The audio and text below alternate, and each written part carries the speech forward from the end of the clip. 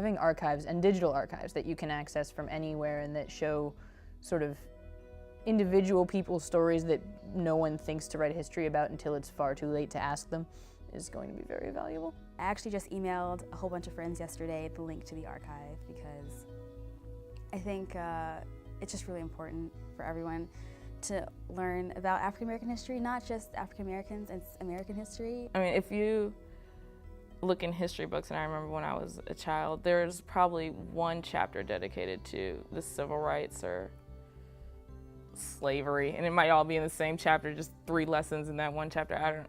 But I don't think it's enough. Even doing research for the people we're going to interview, you just realize how little information is available about people who have had really interesting lives. There's so many other people who have made so many contributions to society that we never even learn about in the classroom. As part of the program, I was brought on as a HistoryMakers researcher.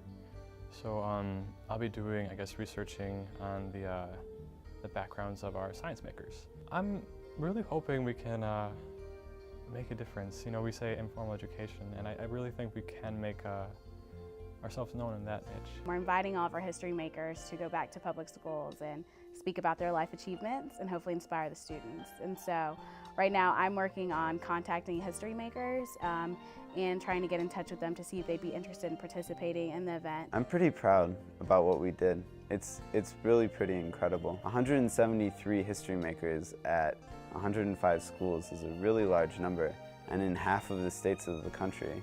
Last year, there was some violence that had happened in one of the Chicago schools in the South End, and like the mayor was out of the country, and really it was picked up by the local news. I remember that death or that killing had really taken her back. You know, she was like, you know, this is ridiculous. You know, this is going on, and nothing's being done, and so I think she was trying to find a way to use the project to somehow get involved. One of the early schools on the list was C.T. Vivian. His school's in Macomb, and I had the good pleasure of speaking with the principal there. She was very familiar with Dr. Vivian and very, very, very interested in bringing him there. And that great interest that we discovered early on the project really helped spur us on and show us that this idea had legs. We had a plan, and we had, you know, lots of help. We had certain calls that we had to make at a certain time.